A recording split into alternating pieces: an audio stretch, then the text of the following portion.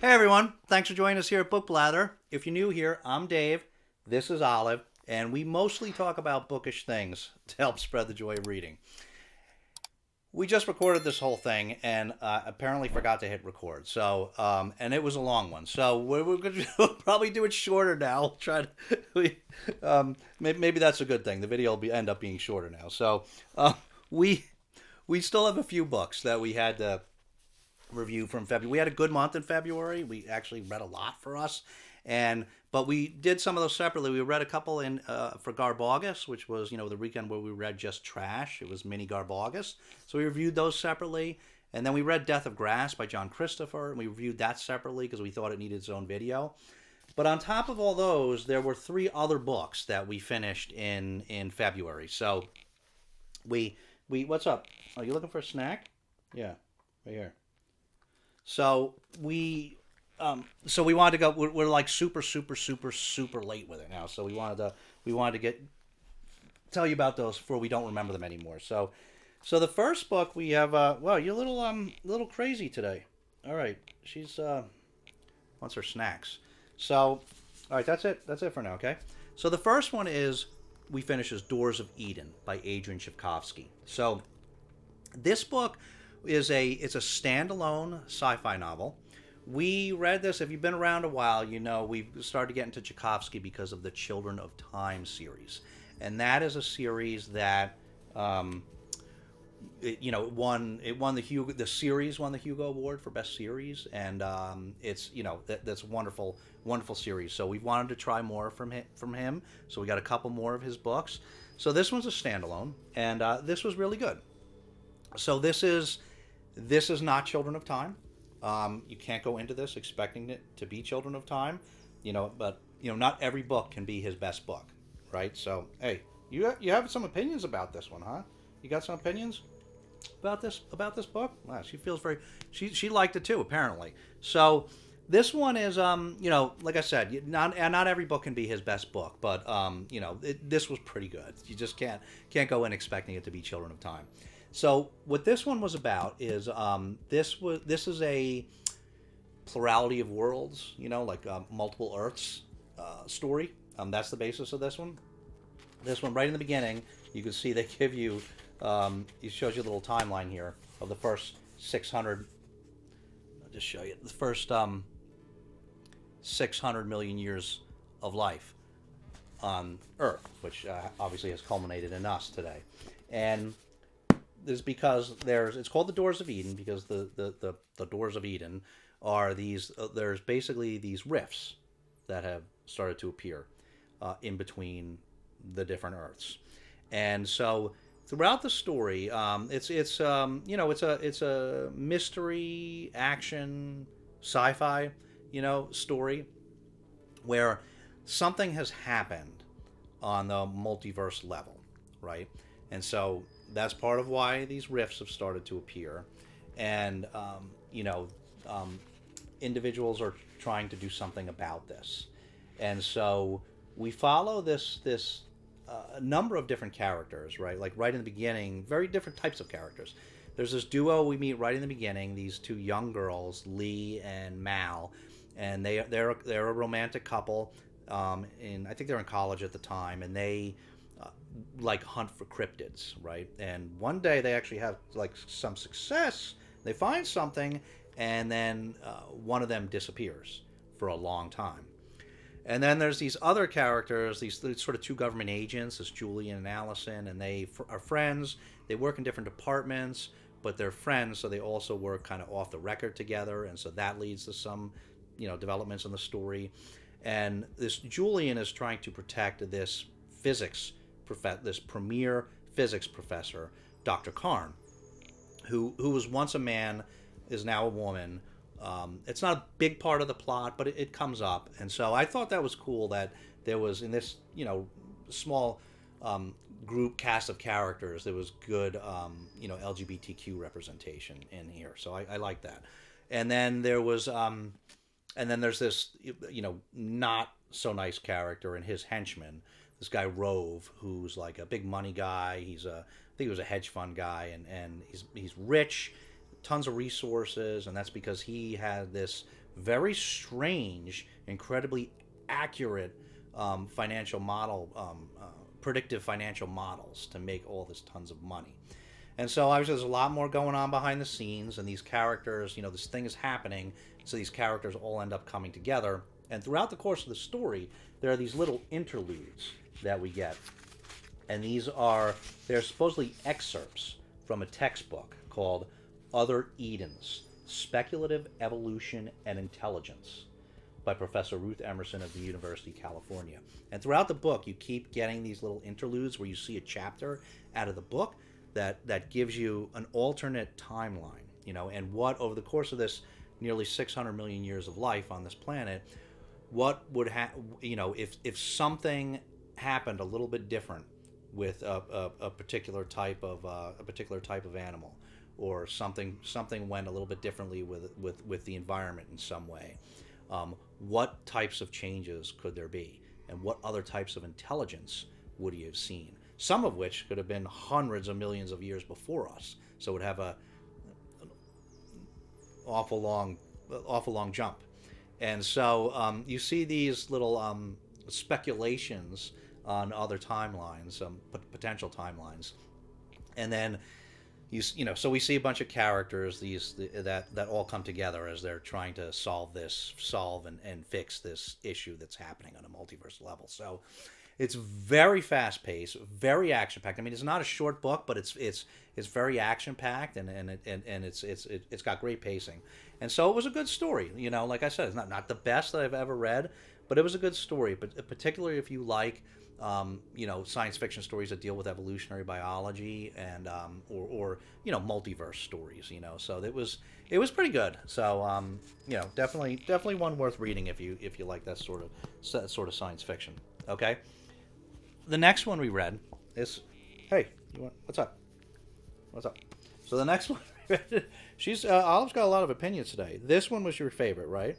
This was the next one we read. This is Exilation by Ted Chiang. So this book is a collection of short stories. These are science fiction stories, but they are all like philosophical stories, some a bit emotional, all of which really make you think. This was a you want to get down? You can get down. Oops, you okay? You all right? This was a really beautiful book. The stories in here were beautiful, and it was just phenomenal. Like what happens when we have books that have multiple stories in them, we like to just give you a very brief 2-sentence description of each, just to whet your appetite with it. So that's what we'll do here. The first story was The Merchant and the Alchemist Gate, and this was great. This was like a neat little parallel that dealt with this guy goes to a shop, and he speaks to the shopkeeper, and the shopkeeper has this device where you can go to one side and put your arm through, and then 20 seconds later it happens. It's basically a little time portal, like 20 seconds, but depending on which side you go on and put something through the portal, that affects which temporal direction it's going in, and affects something there or here. And so we end up seeing a number of different people in this. There's some interconnection. It ends up being on a much bigger scope than this, obviously. I don't want to give too much away, but we see these different people and at very different points of their lives, and the effects of their choices over the course of their lives, individual choices that they make, and how it affects not only their lives but those of other people. And so, like I said, there's a number of interconnections, and it was great. It was like a great little modern day sci-fi parable. It was really pretty neat, and little a bit emotional, little heartbreaking, as some of these stories were. The next one was Exilation, and this was just like an incredible piece of world building. This one is told from the perspective of an individual who's not human, a very different type of intelligent entity that lives in a very different kind of universe where the physical laws of physics are fundamentally different. And Um, Also a little heartbreaking, but it was really really neat. It was really really nice little piece of world building that he did with that. There's What's Expected of Us, and this was what was this one? This was um, yeah. Oh, so this one was the one where there were these little. It was a very short story. It was like a quick little commentary on free will. There was these little devices called the predictors, and you press the button, and but it would know, a light would flash, and it would always know whether you were or weren't going to press the button, and the light would always flash right before you did.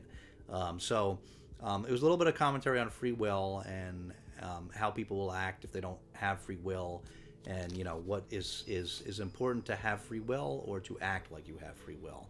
And like I said, like a lot of these stories really makes you think. Then the next story was the life cycle of software objects. This was the longest one in the book, and it had its own little like mini chapters, and it was one of the best ones in the book. So it's like it sounds. It's the life cycle of software objects. So it starts out with this company creates these things called digients, which are they're basically like virtual pets. And of course, over the course of time, they develop at a very very remedial level. They develop some awareness, right? And so, over the years, things happen to the company and to these digients and the caretakers of these digients, and it's a very very emotional story, and and it is a little heartbreaking, even though it doesn't like, not that it ends sadly or anything, but it's just heartbreaking to see what happens to different people, and what and how divergent paths are taken, and it was really phenomenal. It was really really moving story. Then there's Dacey's Patent Automatic Nanny, and this is actually set way in the past, and this is about like an inventor creates a robotic nanny, right? So that you don't have to like care for an infant all day, and that the robot will hold it and rock it and feed it automatically. And so it was exploration of the effects of that kind of care on an infant, what would happen, and if you get that kind of care and then don't have that kind of care, like what the effects are. You know what I mean? It's like maybe like the answer is not so obvious, and so yeah, it was good. There's The Truth of Fact, The Truth of Feeling, and this was a this was a good story. This was a number of different things happen, and there's a few different settings, but at the end of the day, it's mostly about this guy and his daughter, and it's called The Truth of Fact, The Truth of Feeling, because it's really touches on the notion that it deals with memory, and that the way that we remember facts have a lot to do with how we feel about them, and about how we feel about the other person that was involved in the event, and how we feel about the event itself, and how that colors how we remember those experiences. And so the science fiction piece is that there is this new technology where I think they're like Google glasses or something, where it was something where like every part of your life is recorded, and there was actually, like, I think it was a Black Mirror episode like this. It was like much darker than this story, but where that happens, like everything's recorded, and then you can watch it later, or somebody else can watch it, and so that's what happens here, and there's the dad and the daughter, and you can go back and you can watch this video and get an objective view of what actually happened, not just your interpretation and memory of what you think happened. So that was another one that really makes you think. Then there was The Great Silence. So this touches on, it was a very short one, touches on the Fermi paradox, which, if you're not familiar, the Fermi paradox is this basic idea that, in a universe so big, right, with so many worlds, so many worlds, planets, you can't even wrap your head around how big the number is. Like, that you would expect, with all that space and all this time, there would be other forms of intelligent life out there. But the idea that we call it Fermi paradox, because if that's the case, then where is everybody? you know. And there are a lot of explanations for that, but which we're not going to get into today.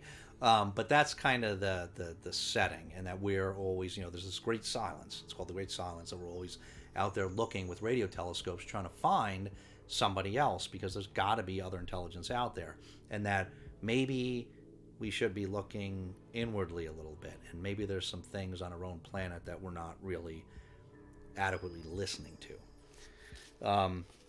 And so then the next one was Omphalos, and this was about a woman that she's a real religious devotee, but she's also a scientist, and so she starts some artifact shows up in I forget what it was. I think it was like a museum shop or something, and so she tries to investigate this because it shouldn't be there.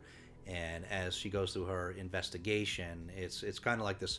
She is a character that represents parallel lines of religious devotion and scientific inquiry, and so she starts to have some of her own doubts, I guess, or questions about things as she goes through this investigation. So pretty interesting. And then the last one, Anxiety is the Dizziness of Freedom. This one was great. This was a phenomenal story, and this one there's these devices are created called prisms, and what the prism is, when you activate a prism, it's like I think it's like this little briefcase tablet thing or something, and when you activate it, it immediately starts. I don't know remember if it creates the. Basically, it's another multiple Earth thing, right? And there's two divergent timelines from the point it's activated, and I don't know if it's just actually keeping them connected, those divergent timelines. But so anyway, so later you can go back, years later, you can use one of these devices to communicate with somebody in the other timeline, that diverge from yours at the time you activated the device, or at the time that somebody activated the device. So these things, there's only so many. They only have so much power. They get used up over time by different people, and so they can become somewhat valuable over time, but they only have limited use, right? You can only access, you can't go see every other possibility you would want to see. It's just you need to be able to go check a timeline that diverged from yours as of this particular point in the past. So you can't really use it right now to go do something. You can, because you would need to have one of these that was activated years before to see what happened differently in that other timeline. So it's really interesting to see how people use it, and what kind of value it has to different people. And you can then you made a decision here and you made the exact opposite decision somewhere else, and you can see how it changed your life, and there's other uses. You can maybe talk to somebody that's no longer here but is over there based on the things that happened differently. So really interesting, and really emotionally moving story. So hopefully it gives you a flavor of this book. Like I said, they're all science fiction stories, but all very beautifully well done philosophical stories. All really make you think. Cannot recommend this highly enough. This was an exceptional book, beautiful book, and I would highly recommend that you go out and get this if it sounds at all interesting to you. Okay, and then the last one we read was We by Yevgeny Zamyatin, and not sure that I pronounced that right, but I think so. If not, it was pretty close. So this is the Penguin Classics version, because this is translation. So we are reading this as part of the banned books project being spearheaded by MJ over at Reading This Life. And so this was banned. So Zamyatin is a Russian writer, and he wrote this, I believe he completed it in 1921. But it was first published in English. It was translated and published in English in 1924 because it was banned in the Soviet Union. And it was not published in the Soviet Union until 1988. So definitely qualifies for the banned book project. And basically what this story is, this is a very important, very early piece of dystopian literature. I think one of the books that really kind of founded the genre. And this is basically it's set in there's a totalitarian state called One State. And so there's some good and bad about this book from our perspective. And so we'll just jump into it. So there's this place called One State, and it appears to be just a city. That's not like the whole world. It's just a city that's encapsulated in what's called the Green Wall. And there's stuff outside the Green Wall. And it is a product of what they refer to as the 200-year war. And it was an old, it sounds like it was probably a nuclear war, an old major war that resulted in this one particular city, isolated city called One State. And it's a total totalitarian state run by this dictator called the Benefactor. And basically, there's no individuality. It's called we because everybody has been trained to just think of them. There's no I. They just think of themselves as part of the state, you know. And so there was a couple of interesting things about it. It was you know, it was told. So the main character is this. Nobody has names, right? Because there's no individuality. They just have numbers. So our main character, I was D503, I think. And he is the chief engineer on this project called Integral, which is they're building a spaceship to go explore the stars. And so he is actually writing the narrative style was really unique. It was a single person epistolary format. So it ended up it was epistolary, but it ended up being a first person narrative because he D503 is writing a journal that he plans to take with him on the spaceship to spread, you know, the wonders of One State to any alien civilizations that they encounter. So he's kind of, as the days go by, it's just one record after another, record this, record that, where he's kind of just daily. It's like a diary, right? So we're reading the pages from his journal, but because it's just him, it's this first person. We're reading it braille in this first person narrative. So it was pretty interesting, and it was a very surreal story. So they live in this is very, very big brothery, this place. So everybody, like I said, they just have numbers. They follow specific schedules. They get up at a certain time, eat, go to work. They do all these things according to the schedule. They live in these glass structures so that everybody can see what everybody else is doing. The only time is there are blinds you can put down if you're going to have like a reproductive session. And even those reproductive sessions, there you get like you're assigned to somebody and you get a ticket for a certain amount of time on this particular day so that you can have your day of trying to reproduce. And so it's like just like crazy uber totalitarianism in this One State society. But it's like it's very surreal like environment, you know. And it's, you know, like during the story, of course, there's you know, the as you would expect with a story like this, there's this you know, he meets this strange woman, I-330, I think was her number, and she exposes him to she makes him question himself, right, in his place, and she exposes him to maybe not following some rules, and she takes him to this place, this ancient house, which is, it's not really an explanation why, where that's the one place where there's privacy and it's not glass walls and they can go and have their private moments together, and you know, it doesn't really get explained why this ancient house is there and is allowed to be there. And so so you know, there's a lot, and so, you know, it introduces you know, this doubt and notions of revolution and bucking the rules and the state of things. And it supposedly had a very big impact. George Orwell said that it impacted him for when he wrote 1984. Seems to have had a big impact on Aldous Huxley's Brave New World. And so it's you know, part of why we wanted to read it, because we knew it was supposed to be a very important, influential book. Now, I will say, we found the writing to be somewhat inaccessible, actually. It was, the writing was, it was very, very metaphorical, and we normally like that sort of thing. We're not the type that says, oh, it was too purple prosy, but, you know, this was a lot. It was a lot. And then you combine that with the fact that it was very surreal because a lot has to do with him.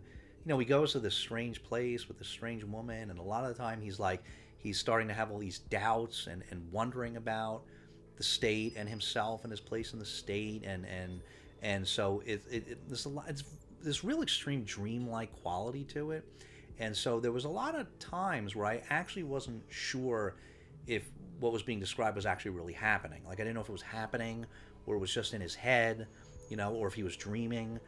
So the combination of the extreme metaphorical writing with this sort of like uber surreal setting, storytelling, it made it difficult for me at times actually, and that may have just been a me thing, but I did find it somewhat inaccessible at times. So, I mean, we went through it because there was other interesting things about this, and we knew it was important. It's not that long, so we of course we finished it, and I'm not going to say we disliked it, but we did find it difficult at times. So, it was definitely very interesting, a very unique book, both for different reasons, and the narrative style and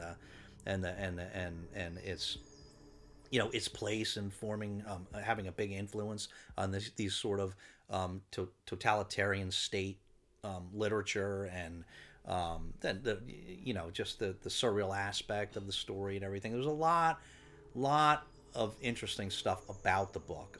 We just don't want to say that it was an easy book, or a great read, because it did find it difficult at times. So that's it. That's you can take that for what it's worth, and decide whether this is a type of book for you to try, if you haven't read this yet. So, but anyway, so that's it. Those are the final 3 books that we had yet to talk about for February: The Doors of Eden by Adrian Tchaikovsky, Exhalation, collection of short stories by Ted Chiang, and We by Yevgeny Zamyatin. So all 3 exceptional books in different ways.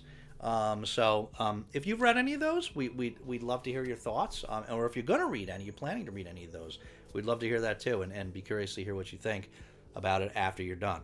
So, did you have anything else to add on this, or no? You ate all, oh no, you got one more snack over here. Yeah. Did you have anything substantive to add on this, or no? No? She liked them, I think, for the most part, right? Did you like the books? Did you like the books? All 3? Maybe not We so much, but the other 2 you liked, right? Yeah. So, if you don't want to leave anything substantive, you can always leave Olive a puppy emoji. She does always like to see those. So, thanks so much for watching. We'll see you very soon. But in the meantime, take care of yourselves and each other, and we'll see you next time.